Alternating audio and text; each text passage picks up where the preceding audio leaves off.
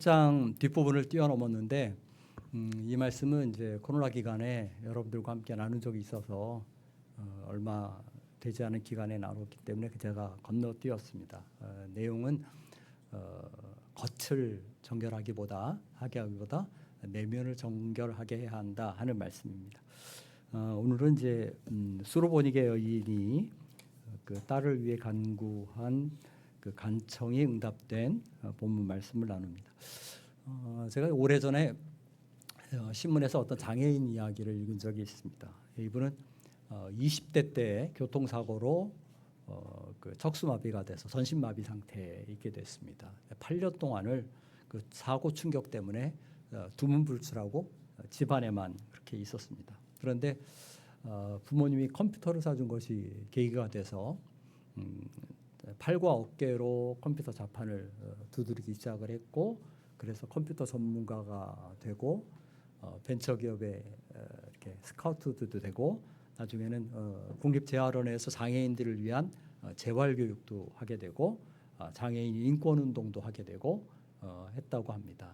지금은 이제 스파인 2000이라는 그 장애인 인권단체 대표이사를, 그러니까 사단법인의 대표이사를 맡고 있는 왕태윤이라는 분의 이야기예요. 그런데 이제 그분이 그 신문 기사의 인터뷰에서 마지막에 한 이야기가 참 인상적입니다. 나는 할 수 없다는 생각이 바로 장애인의 생각이다. 나는 할 수 있다고 생각하면 그때 기적도 일어난다. 이렇게 얘기를 했습니다. 아마 이 왕태윤 씨에게는 교통사고는 지워버리고 싶은 기억이었을 겁니다.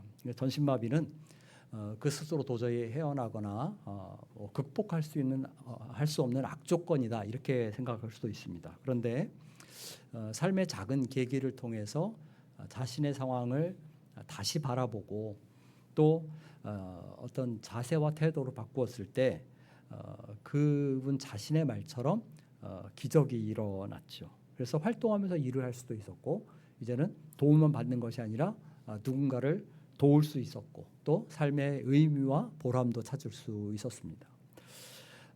우리 삶의 불리한 여건은 누구에게나 있을 수 있습니다. 그런데 중요한 것은 그 불리한 조건을 무조건 부인하고 절망만 할 것이 아니라 그것을 어떤 시각과 태도로 바라보고 또 어떻게 그것을 이겨내느냐 하는 것이죠. 오늘 본문에 나오는 이 수로보니게 여인은 절망스러운 삶의 상황에서도 자신의 악조건을 뛰어넘고 복된 결과를 누리게 되는 것을 보게 됩니다. 24절을 보면 예수님이 두로 지방으로 가셨다, 그렇게 얘기합니다. 그때 한 여인이 예수님께 나왔어요. 그런데 그녀에게는 더러운 귀신 들린 딸이 하나 있었다, 그렇게 말합니다. 나이가 몇 살인지는 알 수가 없어요. 그런데 아마도 이제 9장 이후에 그 변화산 아래에서 그 귀신 들린 아이를 위해서 간청했던 아버지의 이야기를 이렇게 감안해서 생각해 보면 이 아이도 툭하면 발작을 일으키고 격려를 일으키고 때로는 자해를 하고 하는 그런 일들이 있었을 겁니다. 제정신을 잃는 아이를 볼 때마다 어머니는 아마도 마음이 찢어졌을 거예요. 귀신이 저를 자주 그러니까 이렇게 좌지우지하고 때로는 목숨을 위협하는 그런 상황이 벌어졌을 겁니다. 뒤에 나오는 이제 사건에서도 보면 아이 아버지가 무엇을 하실 수 있거든 우리를 불쌍히 여기서 도와주소서라고 말하는 것을 봐요. 이제 그 변화산 아래의 사건에서. 그러니까 어떻게 방도가 없겠냐, 어떻게 방법이 없겠냐라고 묻는 것입니다. 아마 이 수로보니게 여인의 딸이 처한 상황도 크게 다르지 않았을 거예요. 자주 발작을 일으키고 자해했을 겁니다. 해결할 길 없는 그 상황을 바라보면서 어머니의 마음은 무너져 내렸을 겁니다. 그런데 예수님이 그 지방에 오셨다는 소식이 들렸어요. 그래서 그걸 듣자마자 곧 달려왔다, 이렇게 얘기합니다. 그러니까 내쳐 달려온 그 상황을 보면 그 간절함이 어떠했는지 알 수 있어요. 이제 신라 같은 희망이 보이는 것 같았습니다. 그런데 그렇게 희망을 가지고 부푼 기대를 가지고 예수님 앞에 나왔는데 또 하나의 장벽에 부딪힙니다. 그건 뭐냐면 그녀의 어쩌면 태생적인 한계라고 말할 수 있어요.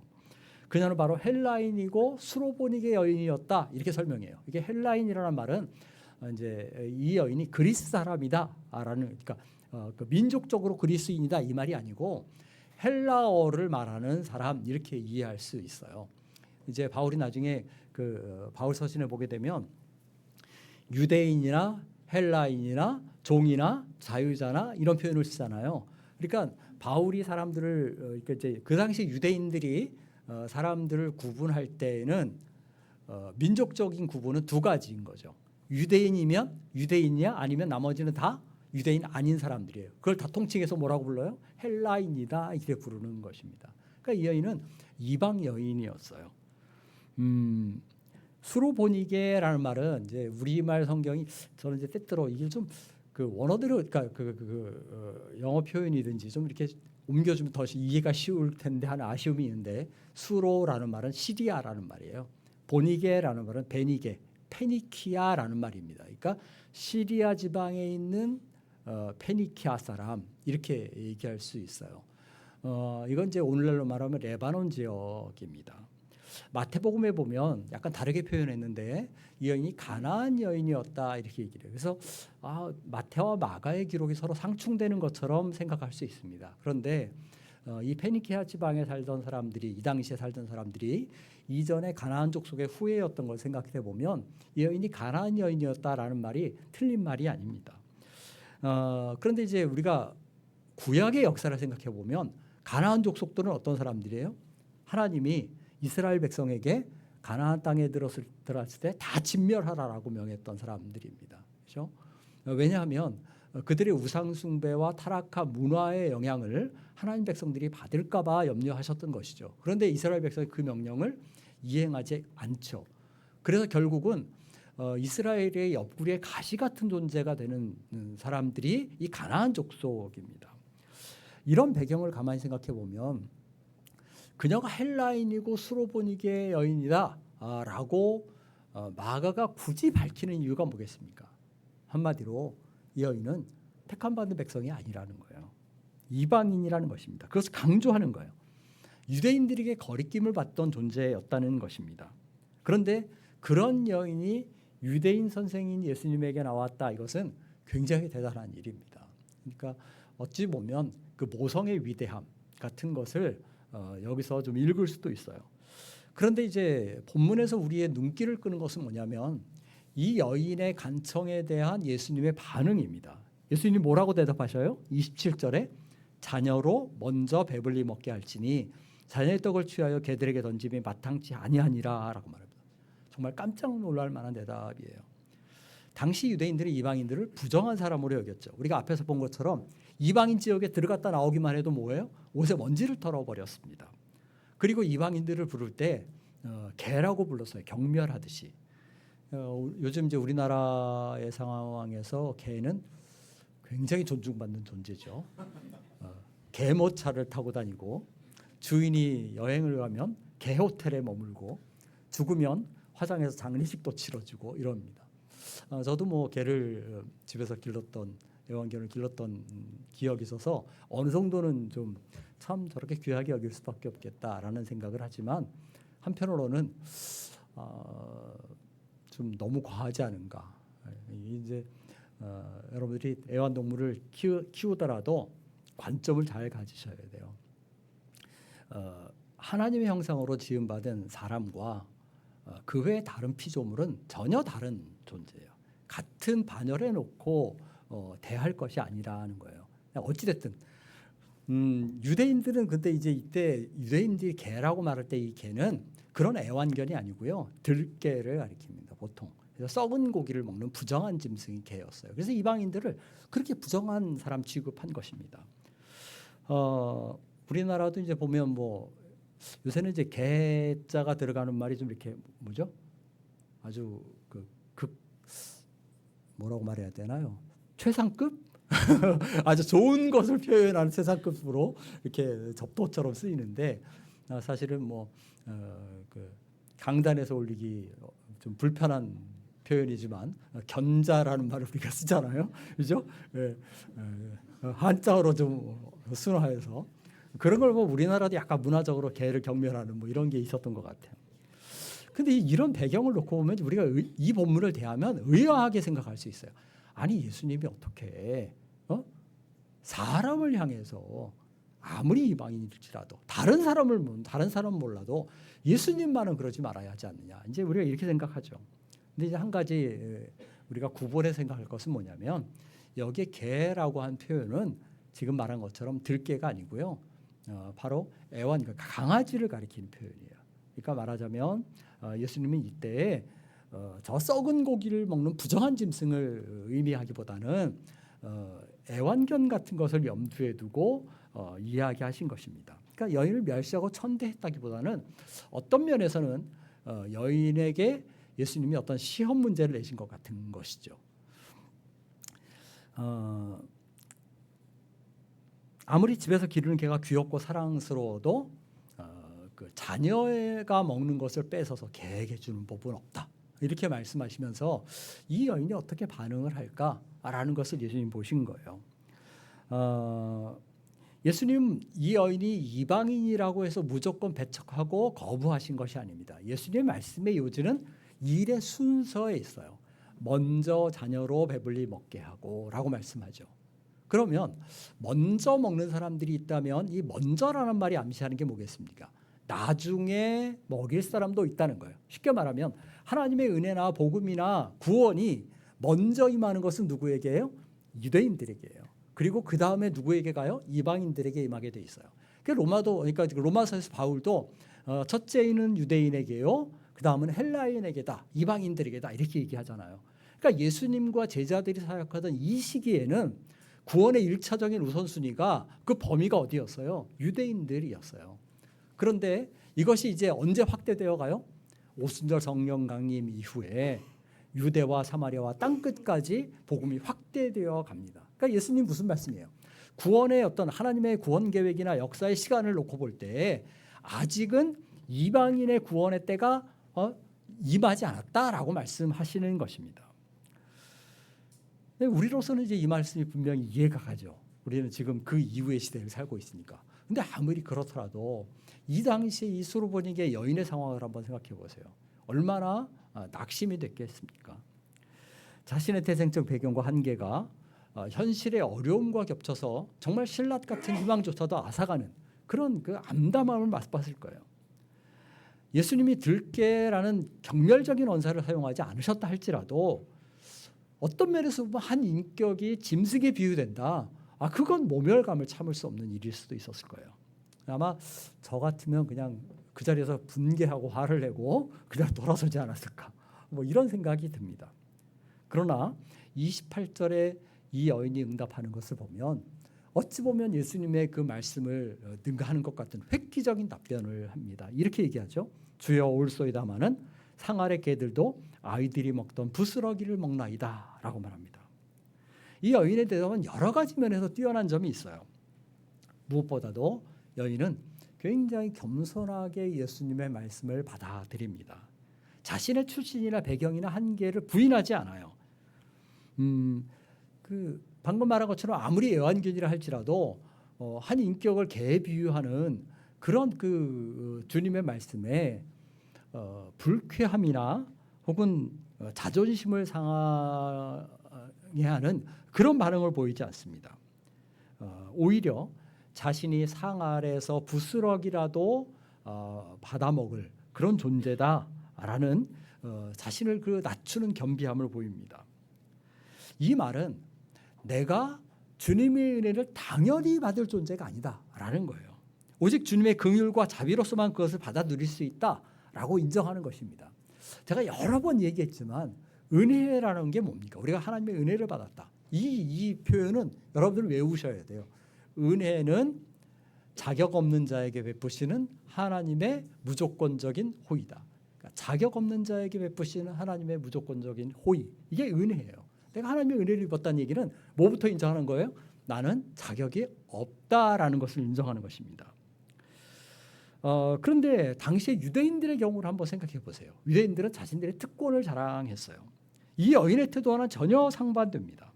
물론 하나님의 약속이 그들에게 먼저 주어졌습니다. 복음이 그들에게 먼저 임했습니다. 이 본문의 표현을 보면 그들은 상위에서 앉아서 먹을 특권을 누렸어요. 그렇지만 그것 역시 그들이 잘나고 뛰어나고 무언가 공로가 있어서 그렇게 된 것이 아니죠. 그것은 하나님의 전적인 은혜였다는 것입니다.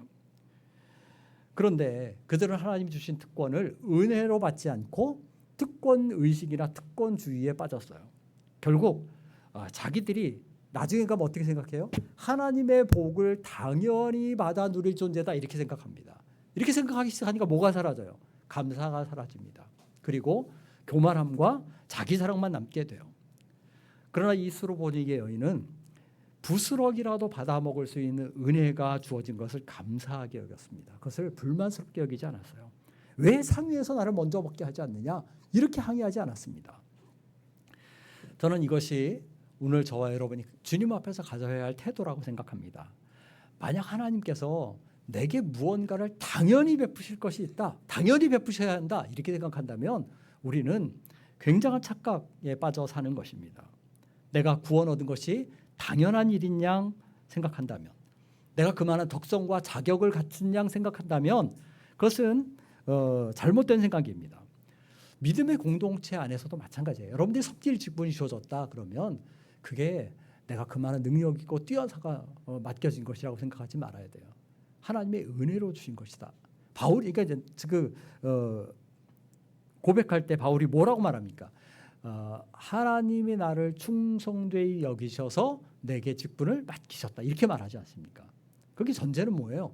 일을 맡기시기 전에 충성되지 못한 자를 충성되다고 인정해 주신 거예요. 그러니까 여러분들에게 어떤 일이 맡겨지면 하나님이 직분을 맡기시면 뭘 생각해야 돼요?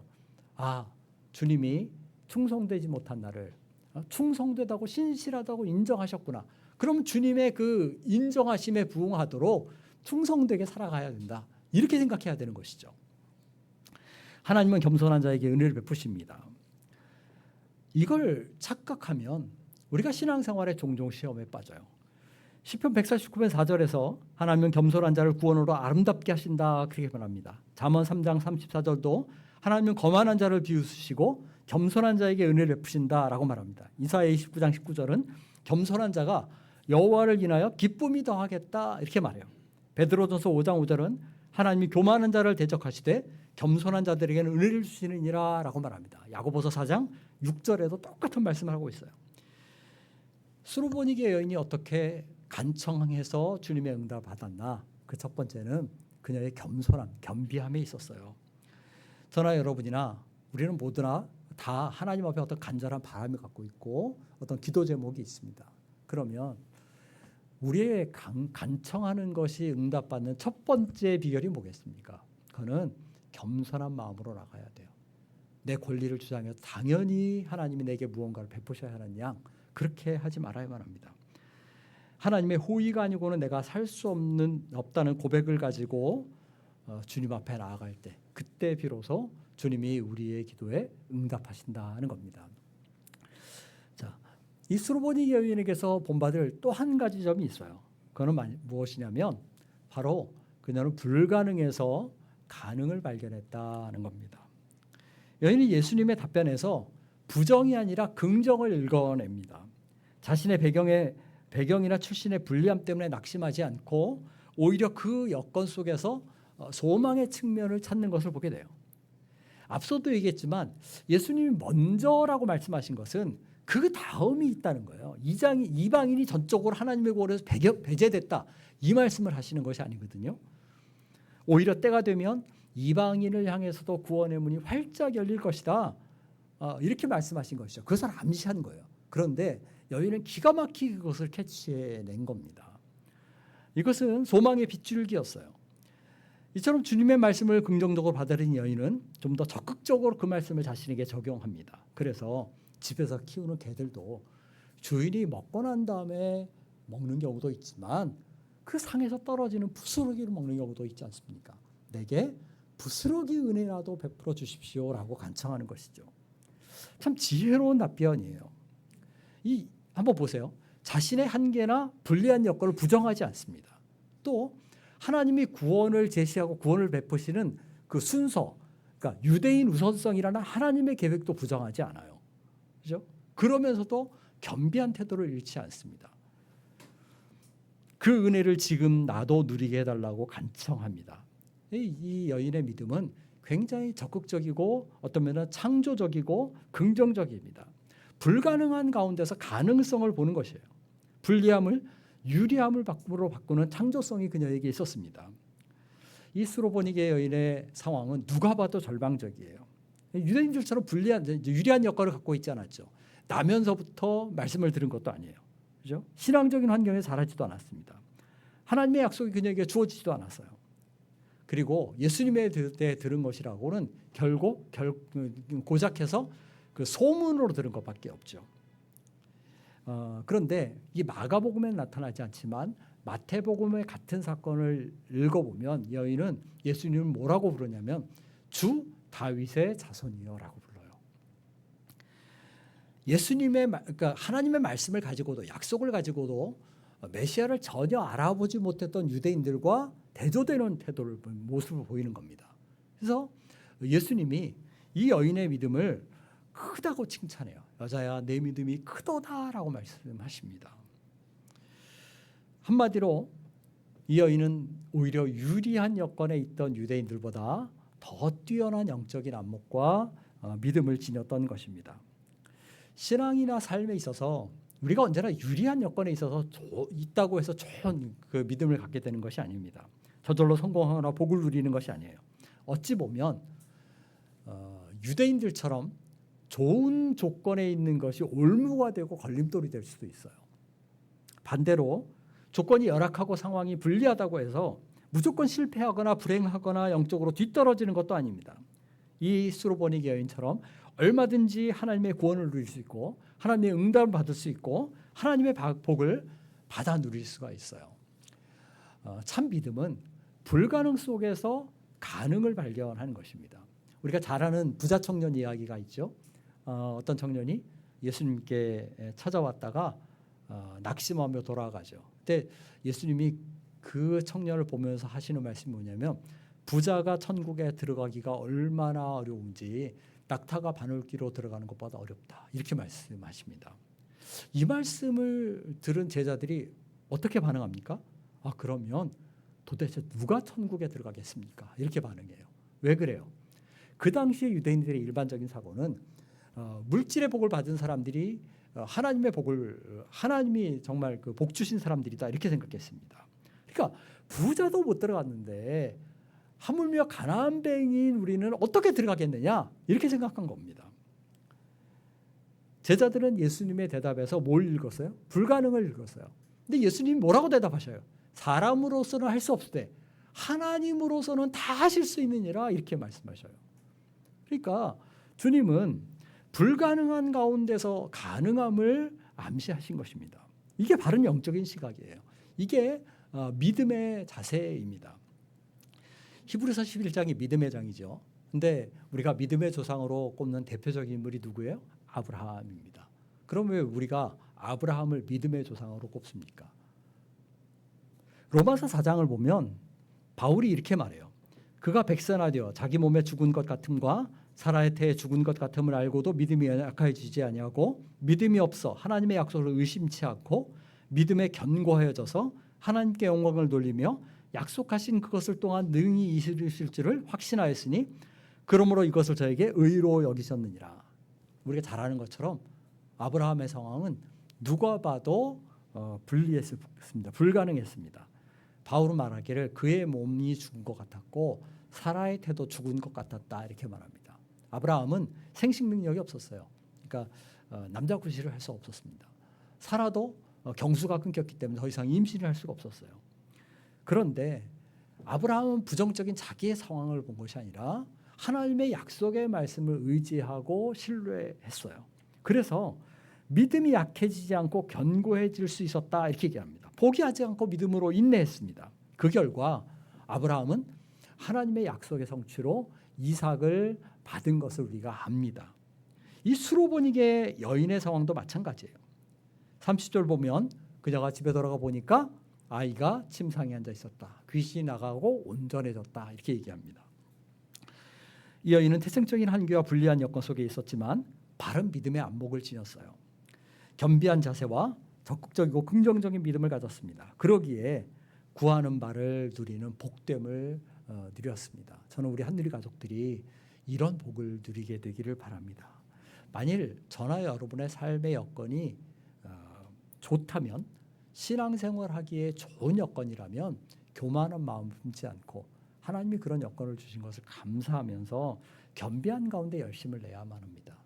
반대로 우리가 불리한 여건과 열악한 조건에 처하게 된다면, 신앙생활을 하기 안 좋은 상황 속에 있다면 그렇더라도 낙심하지 말고 절망하지 말아야 돼요. 오히려 수로보니게 여인처럼 그 상황을 적극적으로 긍정적으로 받아들이면서 하나님 보여주시는 가능성을 믿음으로 발견해 가야만 합니다. 그러면 우리의 상황이 어떠하든지 주님이 우리의 간구에 최선으로 응답하실 것입니다. 찬양하겠습니다. 545장입니다.